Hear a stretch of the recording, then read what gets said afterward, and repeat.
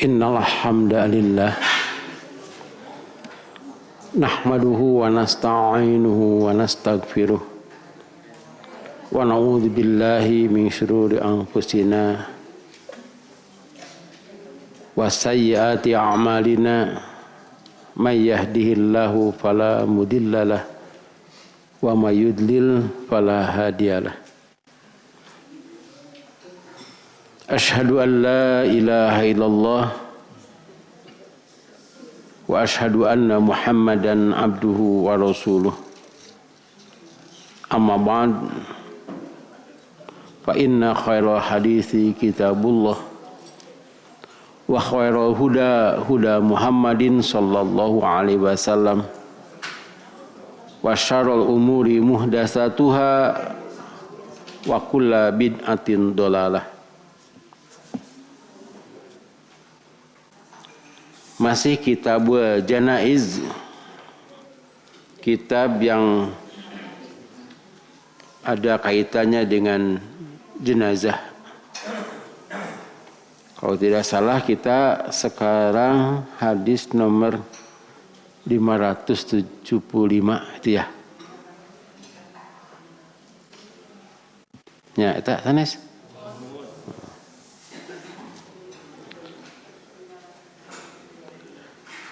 An Buraidata radhiyallahu anhu fi qissatil ghamidiyati allati amara an-nabiyyu sallallahu alaihi wasallam birajmiha fi zina. Qala summa amara biha fasulliya 'alaiha wa dufinat, rawahu Muslim. Dari Buraidah radhiyallahu anhu tentang kisah perempuan bangsa Gomid yang Nabi sallallahu alaihi wasallam perintah merajam dia lantaran zina.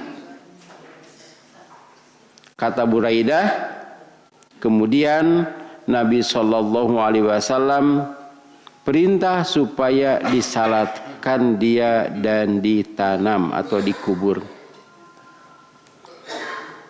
Di sini dijelaskan bahwa orang yang berzina kemudian yang dirajam itu disolatan.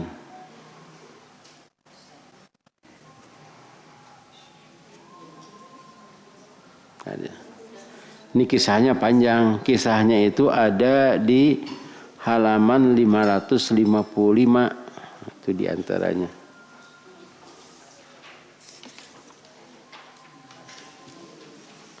Hadis nomor 1238,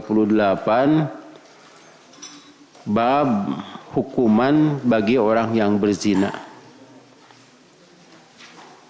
Ayat.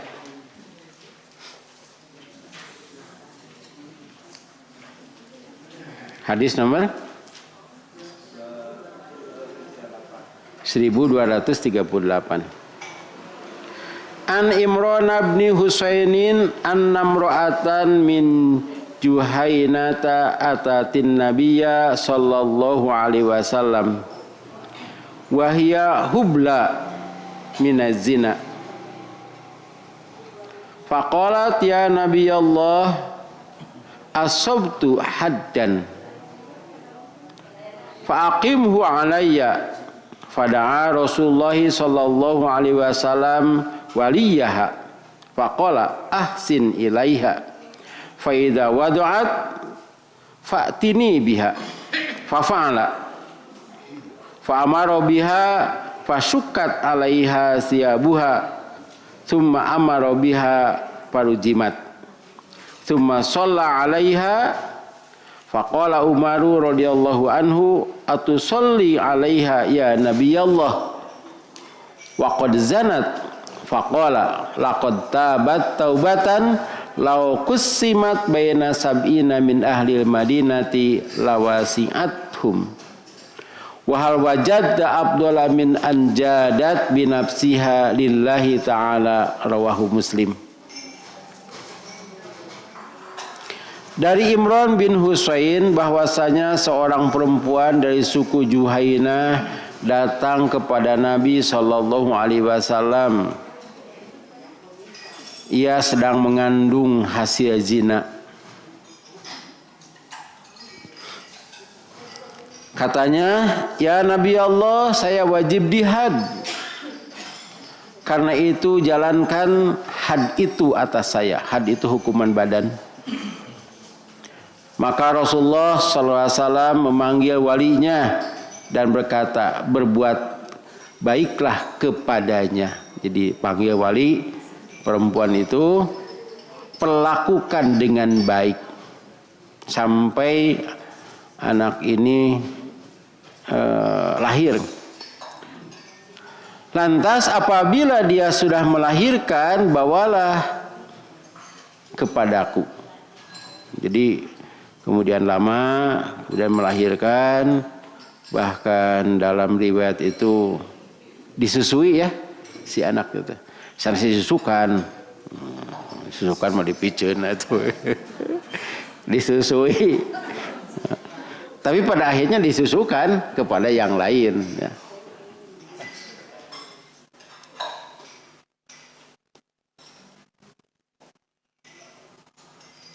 Lalu ia perintah supaya diurus dia, urus. Lalu dikemas pakaiannya. Jadi pakaiannya diganti. Tidak diganti juga tidak apa-apa kalau sudah siap. Nah, di sini ada cerita yang lain. Itu wajahnya ditutup. Bahkan orang itu dikubur setengah badan. Jadi di talian kubur setengah badan, ini ditutup, jadi tidak terlihat wajahnya. Ini kan perempuan lagi.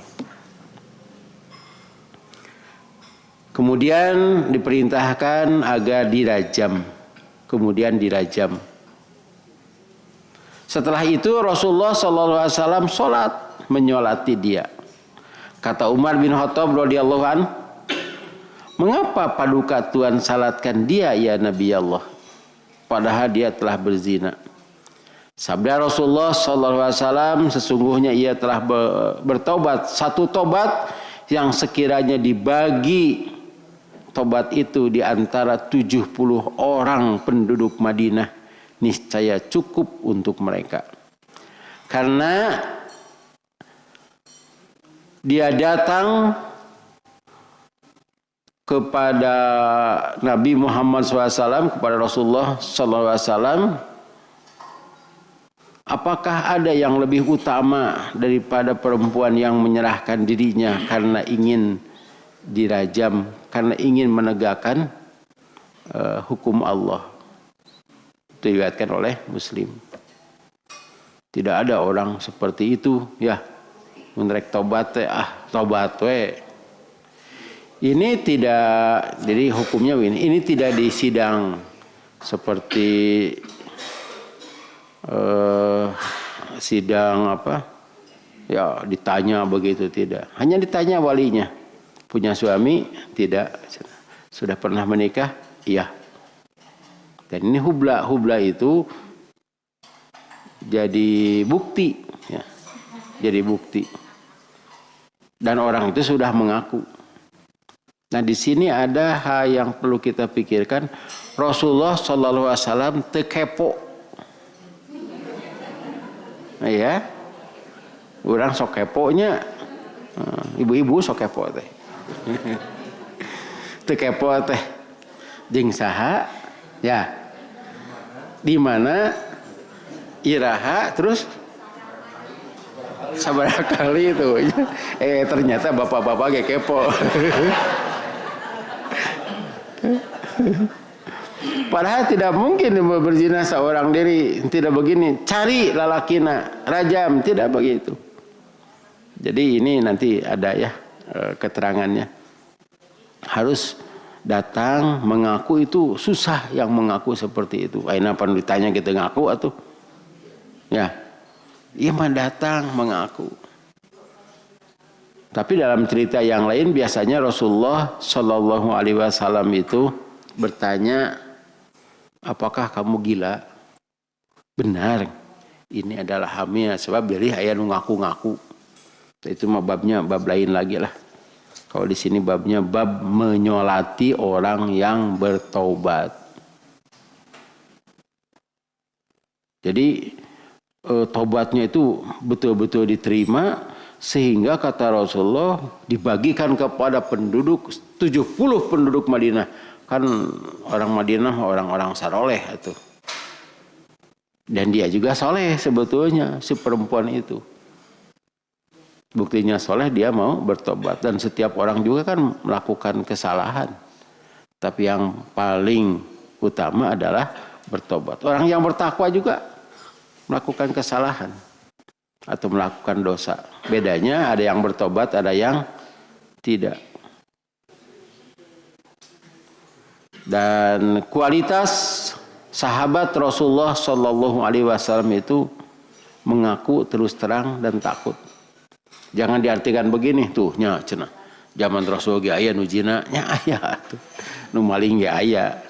Ngan zaman Rasul mah taubat ngaraku di urang mah dikebugan oge teu ngaku keneh wae.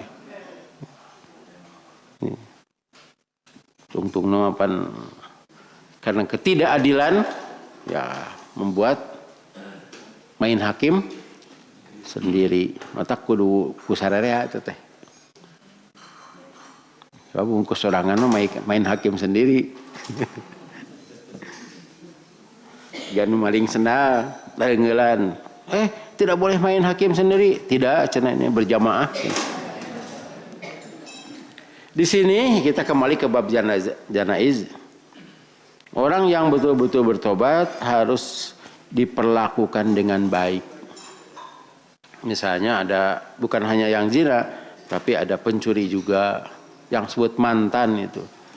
Tapi maaf ya, mantan koruptor mente. Sebab dia harus mengembalikan hartanya semuanya. Dan harus menghadap, bukan ditangkap. Ayat Qur'an.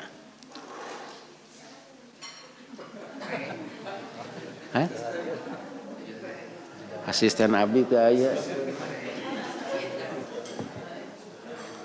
Quran surat Al-Maidah ayat 35. Ayat asisten. Ko-asisten. Surat kelima ayat 33 kalau tidak salah ya. 34 gitu. Iya, oke. Ayat 34. Jadi 35 dulu, 33, 34. Silahkan artinya. Bari nganggo ieu di dia tuh. Oh, pilih Kak. Sip. Bismillahirrahmanirrahim. Sesungguhnya pembalasan terhadap orang-orang yang memerangi Allah dan Rasul-Nya dan membuat kerusakan di muka bumi hanyalah mereka dibunuh atau disalib atau dipotong tangan dan aksi mereka dengan bertimbal balik atau dibuang dari negeri tempat kediamannya. Yang demikian itu sebagai suatu penghinaan untuk mereka di dunia dan di akhirat. Dan di akhirat mereka beroleh sisaan yang besar. Ya. Kecuali orang-orang yang taubat di antara mereka sebelum kamu dapat menguasai atau menangkap mereka, maka ketahuilah bahwasanya Allah Maha Pengampun lagi Maha Penyayang. Nah, itu bedanya. Jadi di atas itu dosanya memerangi Allah dan Rasul-Nya dan membuat kerusakan ya. Nah, membuat kerusakan itu diantaranya zina. Kemudian narkoba, bandar narkoba juga. Nah, di sini ayat 34-nya kecuali orang-orang yang bertobat sebelum engkau tangkap mereka. Jadi harus menyerahkan diri. Kalau sudah menyerahkan diri, saya ini bertobat, kemudian saya tidak akan melakukan lagi dan sebagainya, gitu. Menyerahkan diri. Nah, itu tidak dihukum, tidak dibunuh, ya, kecuali yang zina tadi dirajam itu, tidak dipotong tangan dan kakinya secara berselang, tidak disalib. Sebab ini sudah menyerahkan diri dan itu akan meringankan. Abdi cenah bari nyerahkeun diri, nah kadi itu panggintan teh cenah kantor polisi boleh ditu cenah. Pan itu gaya cenah polisi cenah kitu. Padahal deket tidinya. Pan kapungkur aya nya. Nu menyerahkan diri cenah tapi salah jalan. Nah, ini ketentuannya. Jadi kalau beda orang yang ditangkap dan menyerahkan diri. Di sini kan ada sebelum engkau menguasai mereka ya atau sebelum engkau menangkapnya. Maka ketahuilah, ini pakai kata-kata fa'lamu, ketahuilah annallaha ghafurur rahim. Jadi mengaku itu adalah kejujuran dan pahalanya besar. Bukan mengaku setelah diinterogasi, bukan. Menyerahkan diri. Badai di awas misalnya tentang orang yang mengaku sepados teu ieu nya karena bab janaiz tadi teh masih halaman 500 ya bab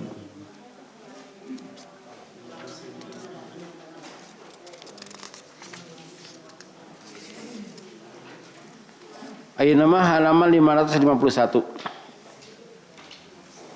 Silahkan dibaca artinya. Aduh ini membaca terjemah Bulughul Maram itu harus sedikit diganti bahasanya. Ya.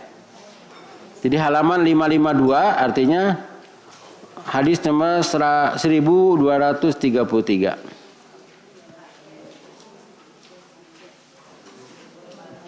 Ada? Tapi bisa diganti ya bahasanya. Silakan. Stop. Ya. Dari Abi Hurairah, ia berkata, telah datang seorang dari muslimin kepada Rasulullah SAW, sedangkan ia ada dalam masjid. Ia seru dia, yaitu ia berkata, ya Rasulullah, sesungguhnya saya telah berzina. Kemudian ia berpaling darinya. Ia berkisah menghadap mukanya dan berkata, ya Rasulullah, saya telah berzina. Ia berpaling daripadanya hingga ia ulangi yang demikian kepadanya 4 kali. Tatkala ia telah saksikan atas kesalahan dirinya 4 persaksian, Rasulullah panggil dia dan bertanya, apakah engkau gila? Ia jawab, tidak. Sabdanya, apakah engkau sudah kawin? Ia jawab, sudah. Maka Nabi SAW bersabda, bawalah dia pergi dan terjamlah dia. Ya. Kemudian, ini nomornya bagus nih, 1, 2, 3, 4 artinya. Jadi kalau ini saya sebut nomor begitu, nanti ketika bapak-bapak, ibu-ibu mengingat, yang tadi halaman berapa? 555. Kalau ini hadis nomor 1, 2, 3, 4, wah bagus, silahkan. Dari Ibnu Abbas, ia berkata, tatkala datang Ma'iz bin Malik kepada Rasulullah dan mengaku berzina, ia bersabda kepadanya, barangkali engkau cium atau engkau remas atau engkau lihat. Ia jawab, tidak ya Rasulullah. Ya itu. Jadi sebetulnya kalau berbuat salah itu boleh menahan diri, tidak beja-beja, bahkan tidak membanggakan karena dosa, bisa bertobat sendiri. Tapi yang lebih baik datang kepada Rasulullah. Mun ayeuna datang ka saha teteh. Eta masalahna mah, Pak. Sebab kalau datang ke ustadna nu ditewak. Ya.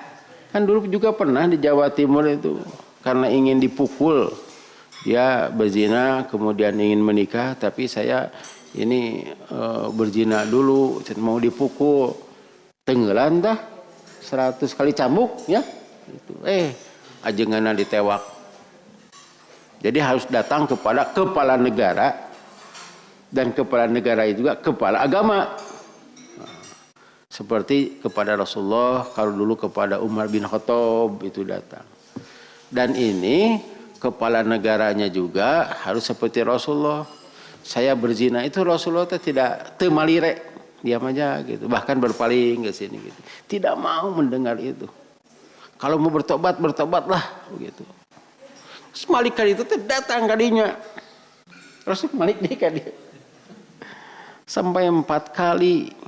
Sampai dia menyatakan, demi Allah saya ingin jihad. Rasul juga bertanya, apakah kamu gila? Tidak ya Rasulullah, saya sadar.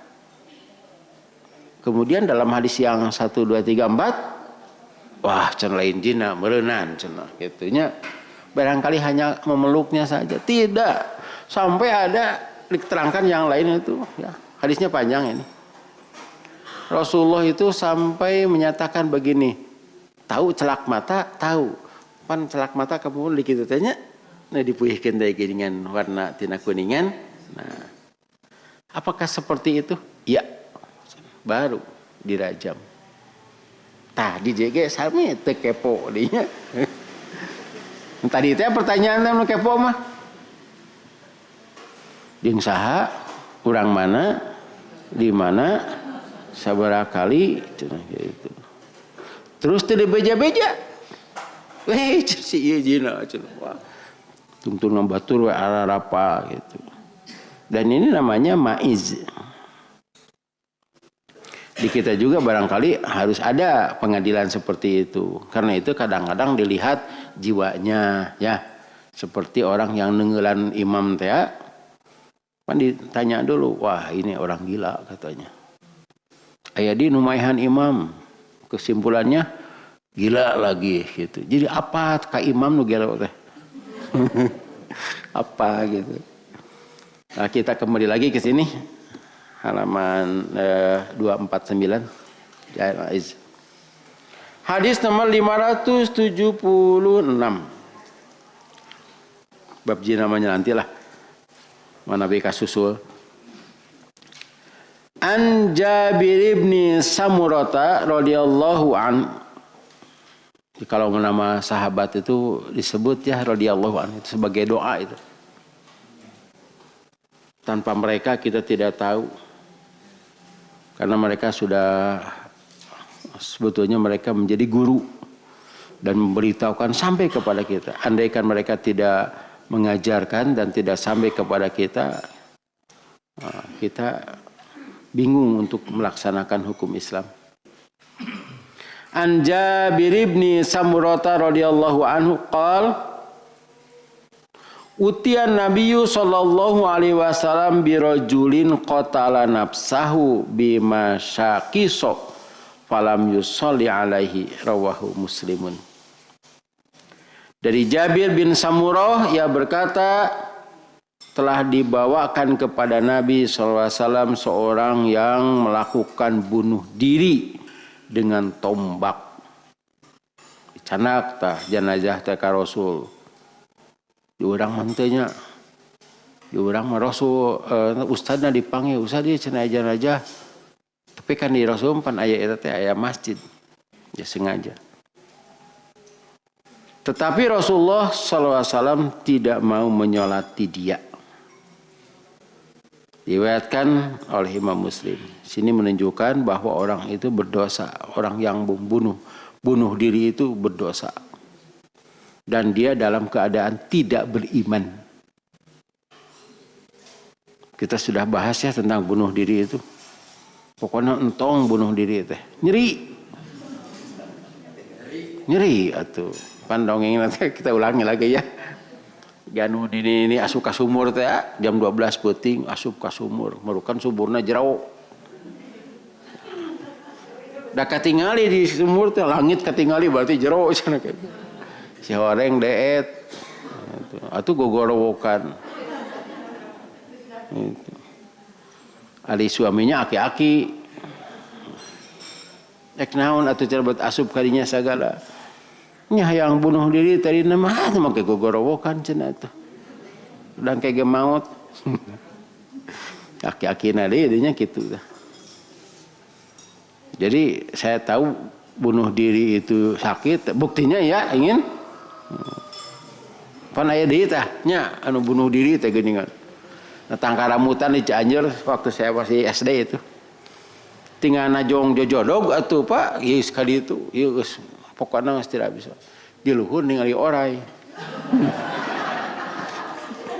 Tulung cenah gitu. Padahal mending keneh maut ku orang itu batan bunuh diri. Dan kata Rasulullah, orang yang bunuh diri itu akan masuk neraka dan di nerakanya juga begitu. Kalau dia bunuh diri dengan sepotong besi, maka dia akan melakukan dengan dirinya sepotong besi. Kan ada orang yang mau bunuh diri, anak-anaknya sudah diracun, istrinya sudah diracun, tinggal manehna salamet atau asup penjara. Dan ini perbuatan yang tidak pantas dilakukan oleh orang Islam. Jangan bunuh diri ya. Apalagi kita sudah tua, udah 70 tahun bunuh diri mah tuh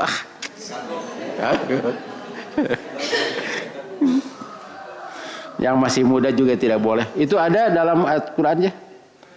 Janganlah kamu membunuh dirimu sendiri. Surat An-Nisa. Kenlah tamah.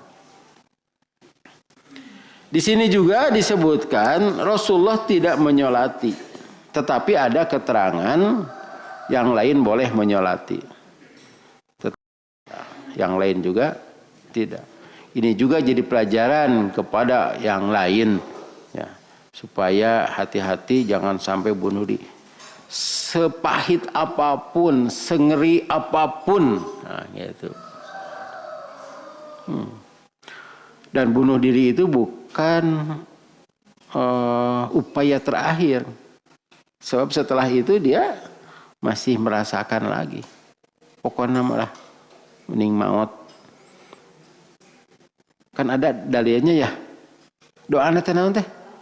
Allahumma ahyini makanatil hayatu khairon li wa tawaffani makanatil wafatu khairon li. Atau dengan bahasa kita, ya Allah, hidupkanlah aku jika hidup ini baik bagiku, pisurgaeun, dan ambillah nyawaku jika mati ini adalah baik.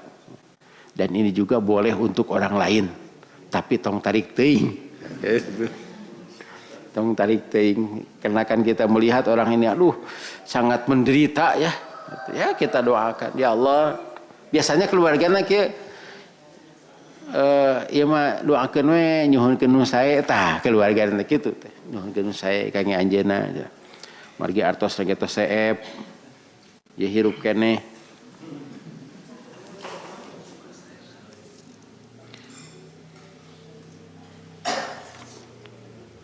Hadis nomor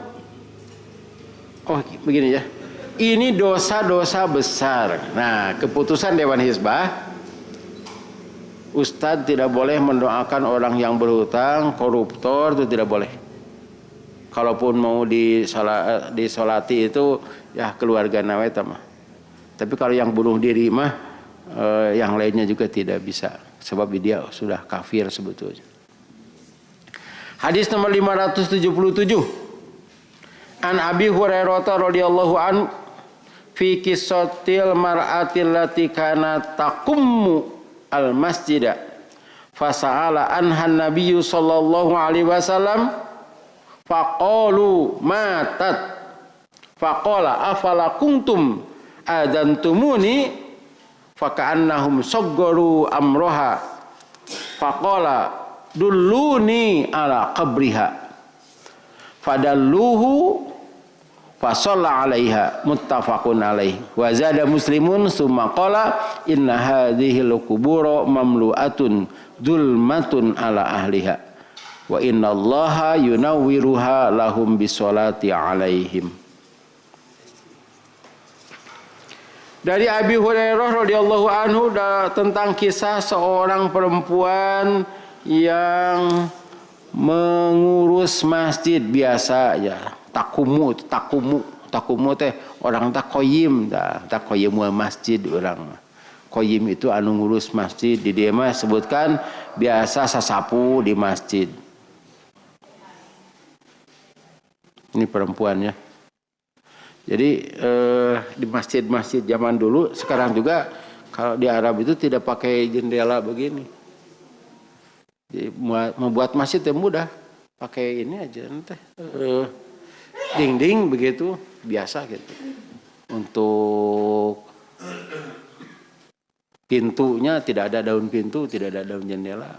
ku batang korma digitukeun. Nah, itu masjid. Di Arab juga masih ada masjid-masjid seperti itu. Orang mau musola teteh. Nah, orang itu atau perempuan itu dikenal oleh Nabi Muhammad sallallahu alaihi wasallam. Jadi Rasulullah pernah ke sana dan melihat orang itu sasapu. Kemudian Nabi ke sana lagi. Ari perempuan yang biasa bersih-bersih ke mana cenah? Nah katingali kotor ayeuna mah atau tidak bersih pan kedah disapukeun we da kebuah teh apa? Mereka jawab telah meninggal. Sabda Rasulullah sallallahu alaihi wasallam, "Mengapa kalian tidak memberitahu aku?" Seolah-olah mereka memandang kecil urusannya. Bari oge tukang sasabu di masjid atuh cenah make diwartosan Rasulullah teh. Maka sabda Rasulullah SAW, tunjukkan kepadaku kuburnya. Nah, lagu teh ti dieu teh Pak, tunjukkan kepadaku di mana kuburnya. Iya hadisnya. Eta ge manawi apanya gitu. Saha teh? Hah? Asep irama. Da abdi eta nalika ngadangu lagu eta emut kana hadis ieu. Pandai bapak-bapak ningali hadis ieu emut ka ditu. Tunjukkan kepadaku di mana kuburnya. Lalu mereka menunjukkan kepadanya dan Rasulullah sholat di atas kuburnya. Ini menunjukkan bahwa tidak ada salat gaib. Kecuali bagi orang yang diperkirakan tidak ada yang menyolati. Tak kamar ribut, tak sholat gaib. Tungtunakan sholat deui. Jadi kalau ada yang menyolati ya sudah kita mendoakan saja. Apabila tidak ada seperti ini kasusnya hanya satu kali kan. Zaman itu teh ya Raja Habasyah ya itu kita sudah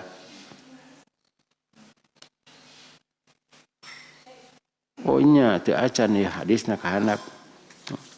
Nah kalau mau kita datangi kuburannya. Ini dalam hadis sudah 1 bulan lebih datang. Bahkan kalau 2 bulan juga.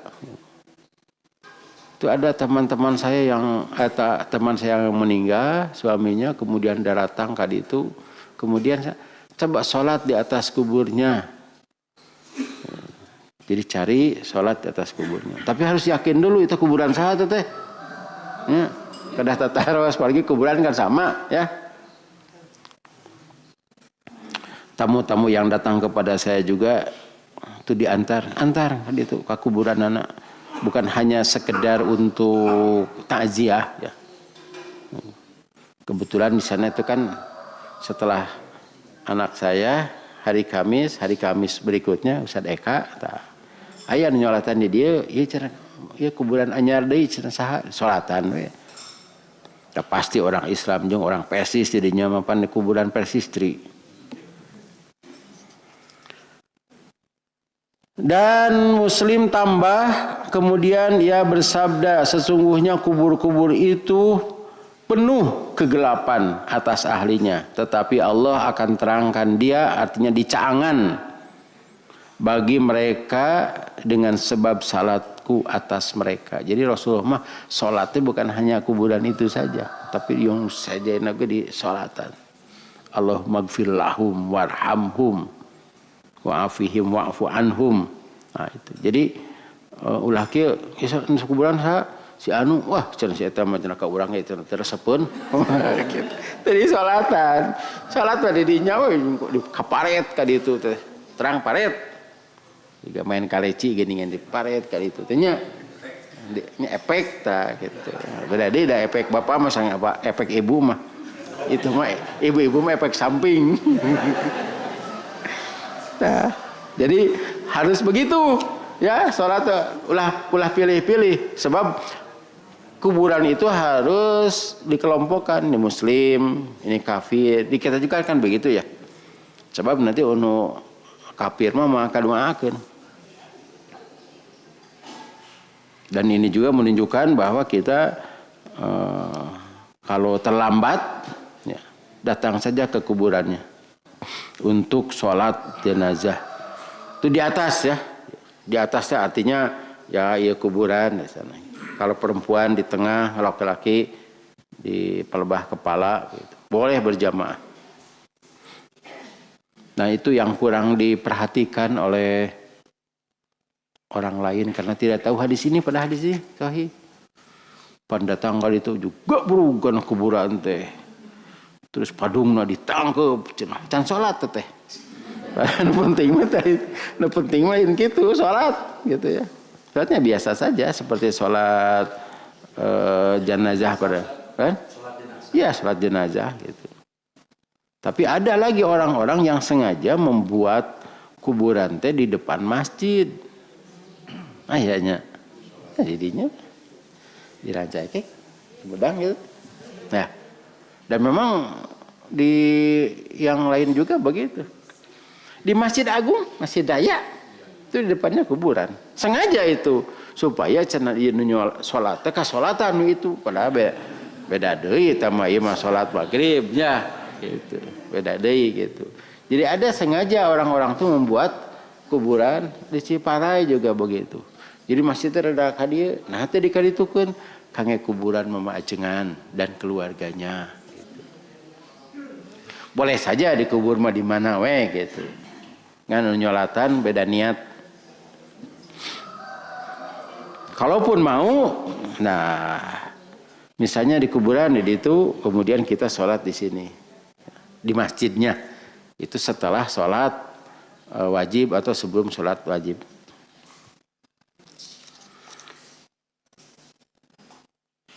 Itulah barangkali yang dapat saya terangkan di sini. Insya Allah kita lanjutkan lagi nanti tentang Raja Najasyi itu belum ya. Sini.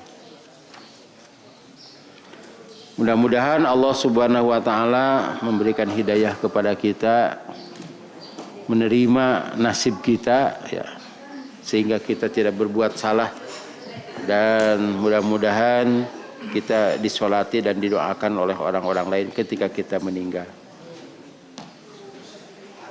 Rabbana hablana min azwajina wa dzurriyyatina qurrata a'yun waj'alna lil muttaqina imaman. Rabbana atina fid dunya hasanah wa fil akhirati hasanah wa qina adzabannar. Wassalamualaikum warahmatullahi wabarakatuh.